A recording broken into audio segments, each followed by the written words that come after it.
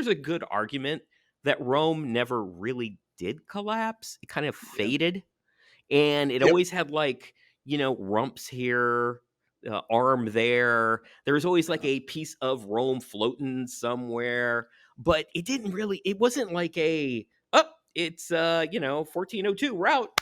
There was nothing like Yep. that, right? So, No. what's your And, thought and on I that? mean, we'll start with a fascinating piece of trivia, which is when did the last monarch who claimed to be the Roman emperor, when did the last monarch cease to reign who claimed to be the Roman emperor? The answer is 1946, folks. It's very much in the present day. And that just goes to show that, as you said, that there's many, many different people who could have claimed it over time. Mike, good to see you back. Great to be here. Um, you're gonna have to give me some room here because I read an article this week talking about how much men think about Rome. So how often do you think about the Roman Empire, How much David? do Why I? don't we start there? Yeah, I think about the Rome. Well, see, it's a little hard because as you know, I'm a big adherent of the philosophy of Stoicism. Sure. And one of the leading lights of that, of course, is Marcus Aurelius, Yep. whose diary is Seneca. the Yeah. Meditations. So he was a Roman emperor. So Rome is like often top of mind with me. But in other ways, how often do I think of Rome when it comes to, what are we doing these days? This is just like blah. Probably a couple times a day. Yeah. Is that That's what I was weird? going to say. Twice a day, guaranteed. Yeah, Guaranteed. a couple times a day. I Guaranteed. do. And remember, this is a lot of diverse viewpoints. Mhm. Part of it is thinking like, oh my gosh, what stage in the collapse are we? Which I think will Mhm. be the subject of another podcast. And another one is, gee, is this total idiots on the political stage comparable to Heliogabalus or one of the more ridiculous emperors? And then part of it is also just thinking about like a certain battle tactic or something neat that happened, and it crossing along your mind in the course of a day. I'd guarantee at least twice a day for me. Yeah, at least twice a day. But of course, women apparently to the study or the article that I read, they don't think about Rome as much, right? Yeah. I Yeah. mean, is that true or? I don't know. I don't know. I mean, I'm sure there's plenty of people like Mary Beard, noted Roman Yeah, historian. I mean, yeah. she Good probably point. thinks about it many, many times a Good day. point. So Well, but by the way, let me also say this: the article that I read, I thought was really off base because it tried to make it a privileged white position to think about Rome, and that it was some sort of like neoconservative way. Dude, no, I'm a freaking Mexican, man. And I'm fascinated with Rome. yeah. I am. So please Although get I the will note politics out of it. You have a Roman derivative last name, which of course, Quintana 5, yeah, right? names like that were so common in Yeah. Roman times, and Spanish speaking countries, Italian speaking countries still have names like I should call it Quintilis. That would be that. that would Or be just Quintus, right? yeah, right. Yeah. Yeah. 5 is something. So anyway, so you know more about Rome than anyone else that I know.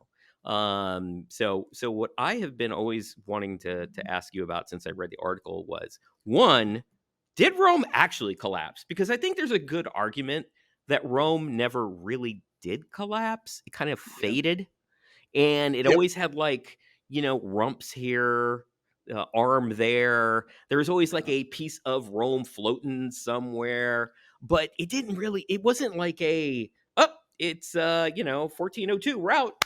There was nothing like Yep. that, right? So, No. what's your And thought on I that? mean, we'll start with a fascinating piece of trivia, which is when did the last monarch who claimed to be the Roman emperor, when did the last monarch cease to reign who claimed to be the Roman emperor? The answer is 1946, folks. It's very much in the present day.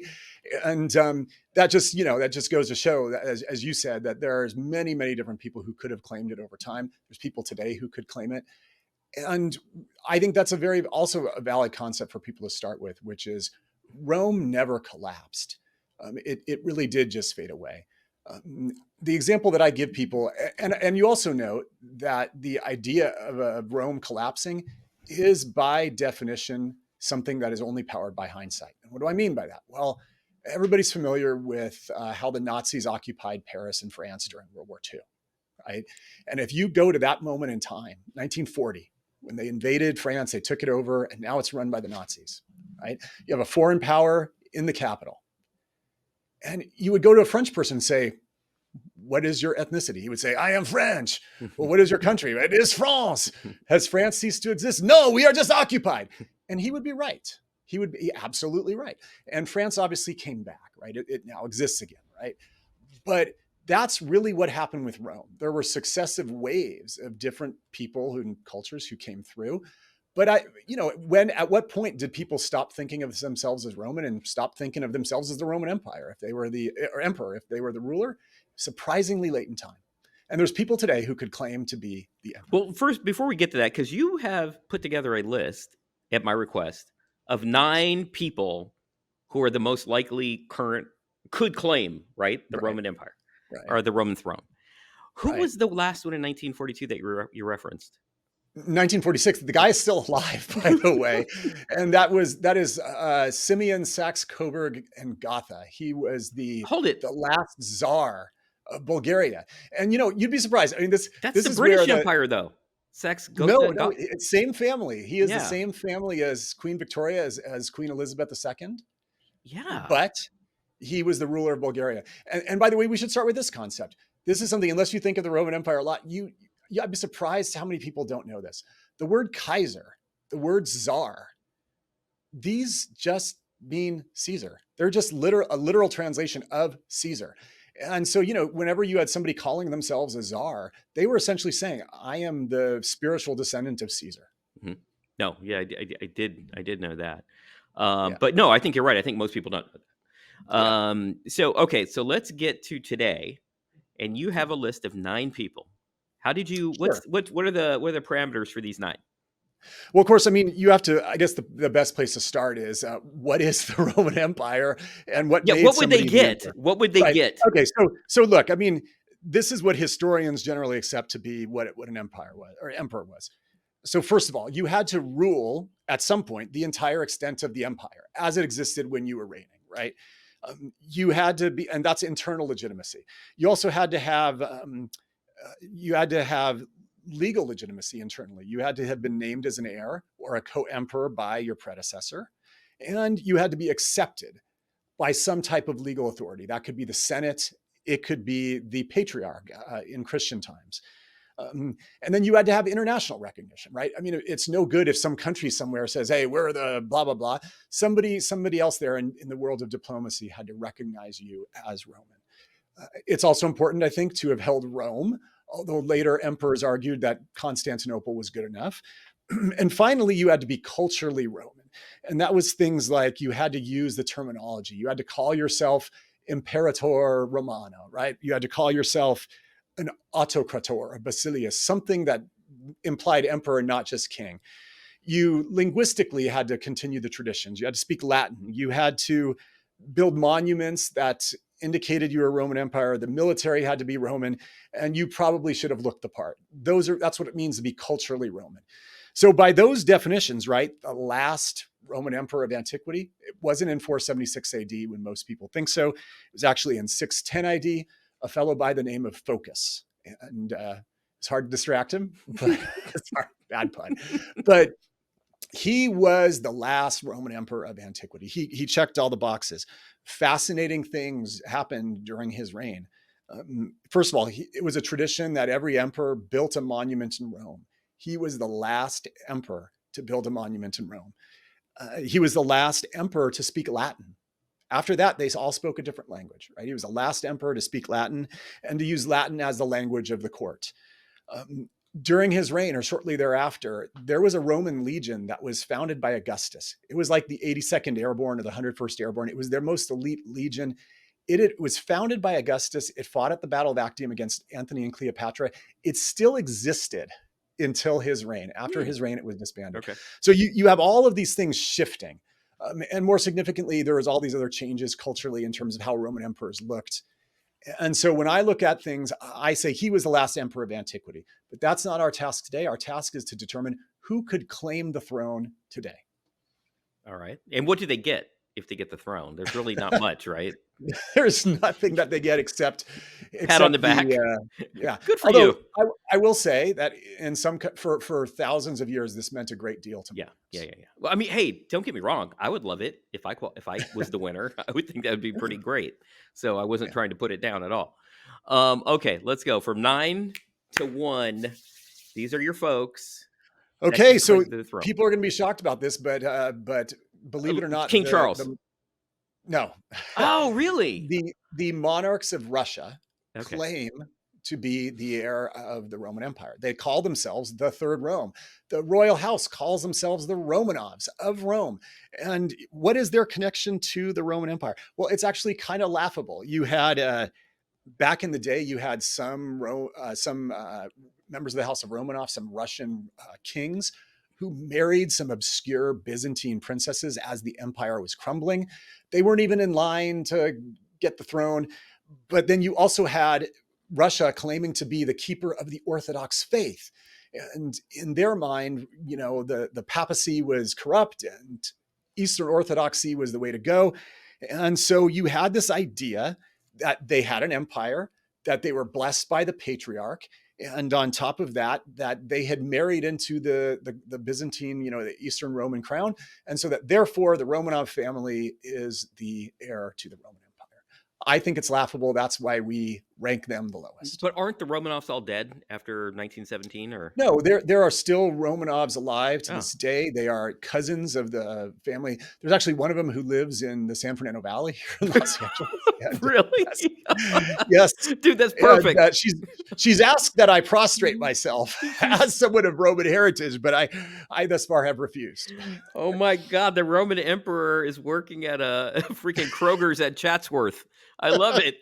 I don't think that's quite that bad, but yeah, Okay. she does live here in the San Okay. Fernando Valley. That's good. Yeah, I like it. yeah. So the next on the list, we'll call this the number 8 on Okay. the list would be the House of Savoy, and Okay. of course I'm biased because I happen to be close friends with members of the House of Savoy.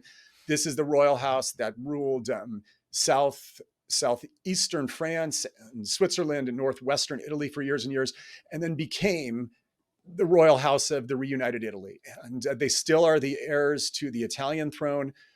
At some point, their domains were deemed an empire. They called themselves empire. They obviously held Rome, and they were blessed by the papacy. And so if the Romanovs in Russia can claim to be the third Rome, then you've got to put the House of Savoy on your list because they were actually more Roman, of course, than the people in Russia. And they're still around, right? I mean, you know them. Still Yeah. around. The current heir to the throne, Prince Emanuele Filiberto, is a friend of mine. He's a terrific guy.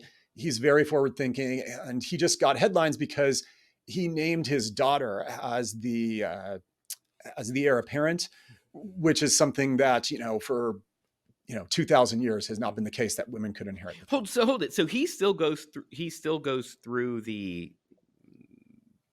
pomp and circumstance of the position. He does as heir to the throne of Italy. Hmm. You have to understand that there's a lot of things that there are powers vested in him by other countries. For Hmm. example, the papacy gave them the power to bestow certain knighthoods, certain Catholic Italian knighthoods Okay.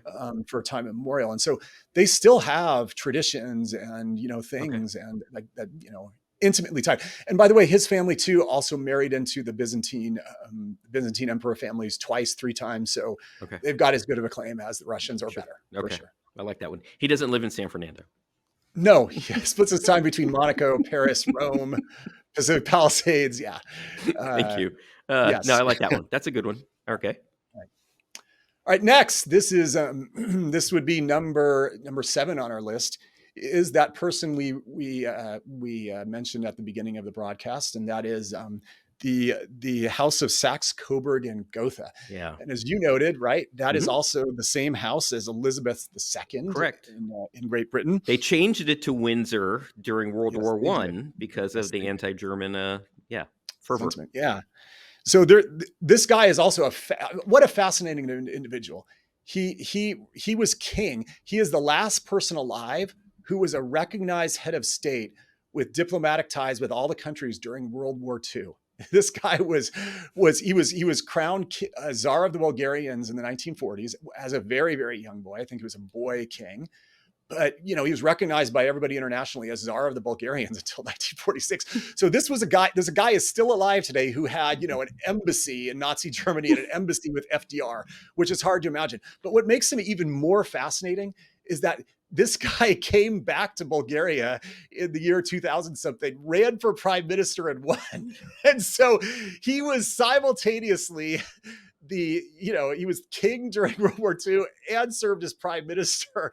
And so this guy, in theory, liaised with Mussolini and FDR and Truman, but also with like Tony Blair, people like that. Dude, I mean, just fascinating he's guy. still Simeon alive? Still alive. Does he hold Simeon office? III, or the second? No, he doesn't hold office anymore. But the Bulgarian claim, how did the Bulgarians claim to be the Roman Empire? Well, at some point, way, way early in history, like 800 AD, Bulgaria was a very powerful state. It started taking over parts of the old Byzantine Empire. And at some point, the Roman Emperor at the time, recognized the king of Bulgaria as an emperor, said, you two are an emperor by treaty, you two are a Caesar, and I'm going to let you take the title Emperor of the Bulgarians and the Romans. That third sentence. Now, of course, he was just referring to Roman subjects who lived in Bulgarian lands that they had taken over. But they ran with it. They clung to it. They ran with it, and they called themselves Caesar until 1946. Oh my God, that's a good one. I like that. That's a good story about that guy too. Hopefully we can find a picture of him here. Yep. So number 6 on the list, and that is the current king of Spain.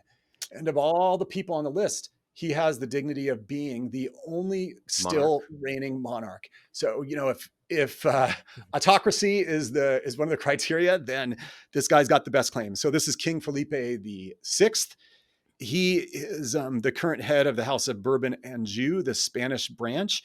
And his claim to the throne is fascinating. And that is that, and we're going to get to this when we get to the next one, but the last theoretical claimant to the Byzantine throne gave away or sold his title a number of times, but he actually left it in his will to the monarchs of Spain. And so the current Spanish monarch, does currently have that title. They've never claimed it, though. They've never claimed it. And some of his ancestors actually affirmatively gave it away. So that's why the current king of Spain, King Felipe, is only ranked number 6. Yeah, he's ranking pretty low. What's funny is that if this were 1512, they would be going to war over that. Yes, they would. They'd be going to war. That did happen. That really did happen. Yes. All right. Number 4. So here are claims 3, 4, and 5 all combined. What? That is whoever is the current head of the monarchy of France, right? And that is when the last claimant to the Byzantine throne was alive. He was a guy by the name of Andreas Palaeologus, and he was the nephew of the last ruling Roman emperor of the East, the last Byzantine emperor. And he said, well, now that all of my uncles are dead, I hold the title. After the Muslims captured Constantinople, he said, I hold the title. And his claim was recognized by many in Christendom because they all wanted to get that territory back, right? This was the era of holy wars and tension between the faiths and everything like that. So he came to Western Europe and he lived in Rome for a while and he needed to raise money. So first he sold his title to the King of France. And he said, I need money. I want you to go on another crusade. If you promise to give me, 1,000,000 ducats or florins, plus go on a crusade against the Muslims who took Constantinople, you will have the title of Roman emperor. So he sold it to the King of France. The problem is right now there are 3 claimants to be King of France, right? Okay. The best claim is the House of Bonaparte. These are the descendants of Napoleon. They're actually bolstered by the fact that Napoleon himself claimed to be Roman emperor. He actually looked like it. Right. He took Rome. I mean, he had a great claim to be the last Roman emperor. So the House of Bonaparte, and there's a guy in Harvard Business School named, I want to say Jean Bonaparte, who's like a young dude who theoretically is the Roman Empire, and he's going to Harvard Business School. The House of Orleans also claims to be the current French monarch. And here's what's fascinating. The House of Bourbon and Anjou, which is the same house that rules Spain, has a French line that also claims to have the French thing. And the fascinating thing is that there was another Roman emperor who willed his title to that line. So this guy in theory has 2 Roman Empire titles by will. What did you get in any wills you ever got? I mean, I got like a buck 50. Never an empire. Yep. So number two, and this would be, this would be the question of who is the current Byzantine emperor today, who holds that title. And that's not that hard of a question to answer. And that would be a fellow named Harun Osman Osmanoglu, Turkish. who is yes, Turkish. He is the current heir of the House of Osman, known in Western society as Ottoman, and the current heir to the Ottoman Empire, so defunct, but they still claim it. I like that one.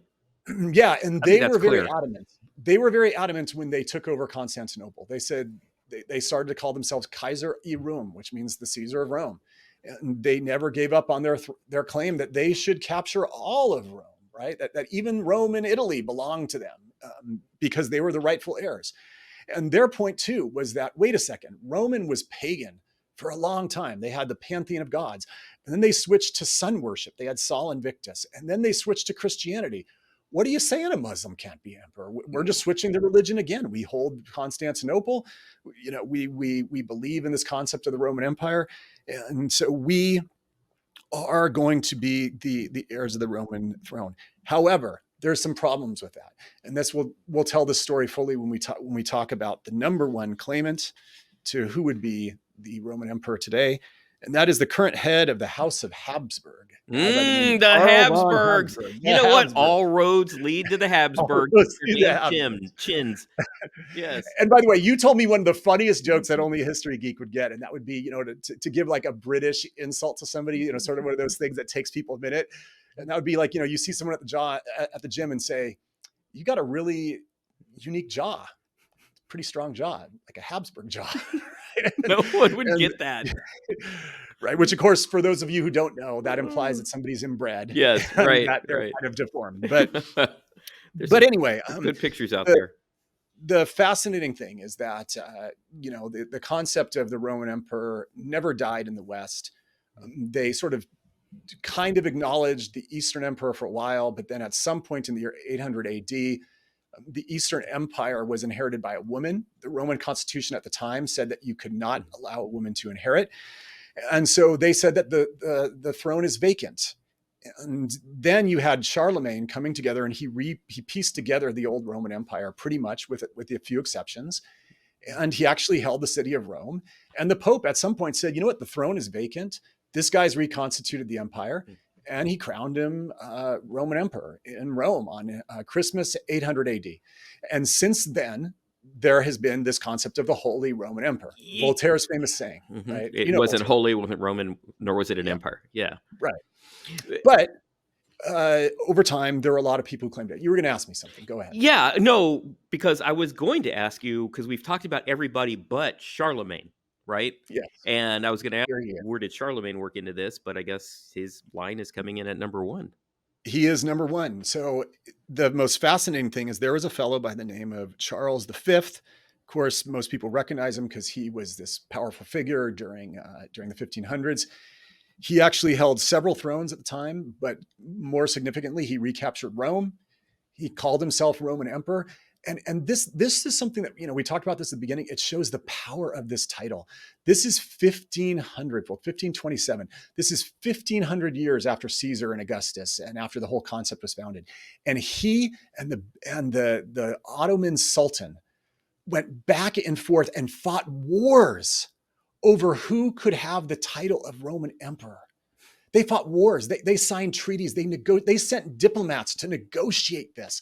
It was considered an insult if one of them met each other, at some negotiation and didn't address the other one as emperor. But what finally happened? Very simple. There was a war in the 1500s where the Ottomans forced Charles V to say, you're the emperor.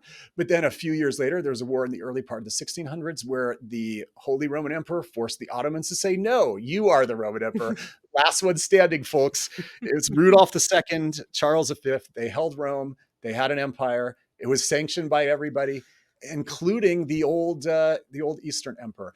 And so their heirs by male primogeniture today, House of Habsburg, Karl von Habsburg, he is the Roman Emperor. Have you read anything about the current head of the Habsburgs? I believe I have, unless I'm not mistaken. He also is the heir to the throne of Bavaria and also to the Stuart line of succession in England. Oh, Do I have that really? right? Something like I didn't that. know about the Stuarts. Yeah, I Yeah, think that's he's interesting. unless I'm confusing him with another Bavarian Mhm. Austrian monarch, former monarch. I think he's also the descendant of Bonnie Prince Charlie. Oh, okay. Yeah. Well, this is so fascinating because it makes sense because Charlemagne, right? It makes sense because the Charlemagne, the Habsburgs, they kept that Kaiser, right? Yeah, Czar. They're the ones that kept that whole thing going, right? The for sure. Kaiser, Germany, Charlemagne. I mean, the Habsburg. That I really think you arrived on the right number one. That honestly, that makes sense This to is a me. legal question. There's an answer to it. Yeah, the Habsburgs for sure. Yeah, Because of Charlemagne, man. I mean, he was the Holy Roman Empire, like it or not, regardless of what Voltaire said. Um, that's right. he was an emperor.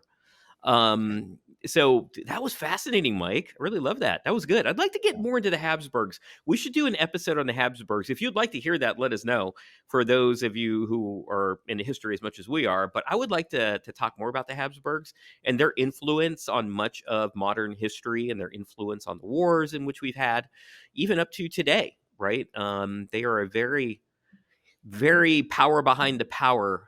If you like talking about power behind the power, you want to know about the Habsburgs. And a favorite of conspiracy theorists, we'll close on one note. They have a motto, and every royal house has a motto. And mottos are almost always in Latin. They're on their coat of arms. There's famous mottos. You can look up the motto of the House of Windsor in England.